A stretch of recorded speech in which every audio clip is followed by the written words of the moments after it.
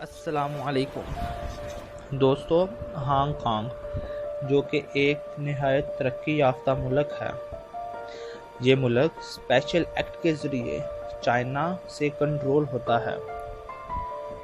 یہاں پچھلے کچھ عرصے سے لوگ احتجاج کر رہے ہیں جو کہ چائنا کے خلاف ہے۔ دوستو، آپ کو یہاں یہ بتاتے جائیں کہ ہانگ کانگ کی اپنی ایک الگ حکومت بھی ہے جو کہ صرف ہانگ کانگ کے اندرونی معاملات کو دیکھتی ہے، جبکہ فارن افیئرز اور سیکیورٹی کا نظام چین کے پاس ہے۔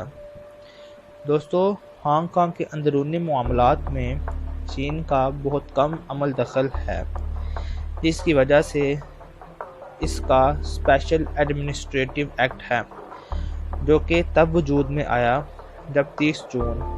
1997 کی آدھی رات کو برطانیہ نے ہانگ کانگ 156 سال کی حکمرانی کے بعد چائنا کو ہینڈ اوور کر دیا تھا۔ دوستو، اب یہاں یہ بات قابل غور ہے کہ چائنا میں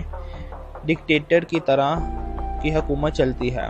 یعنی وہاں صرف ایک جماعت حکمران رہتی ہے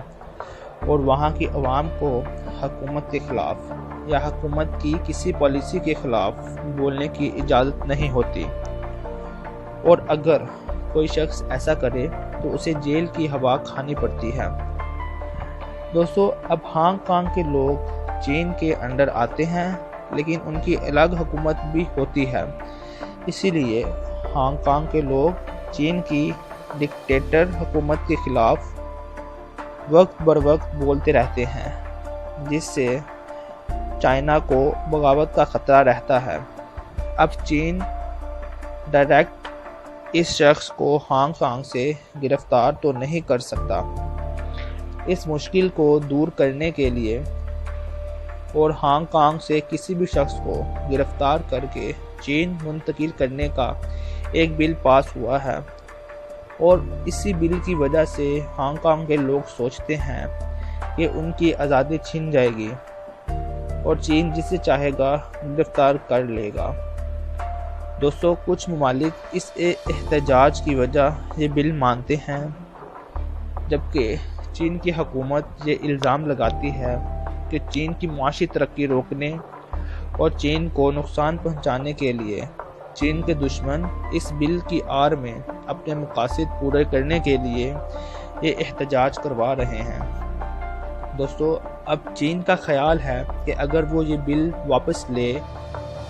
اور ہانگ کانگ کی عوام کو اس کے خلاف بولنے یا اس کی پالیسیوں پر بحث کرنے کی اجازت دے تو اس طرح وہاں کی عوام چین کے مخالف ہو جائے گی، اور ہانگ کانگ جو کہ ایک الگ ریاست کی حیثیت بھی رکھتا ہے،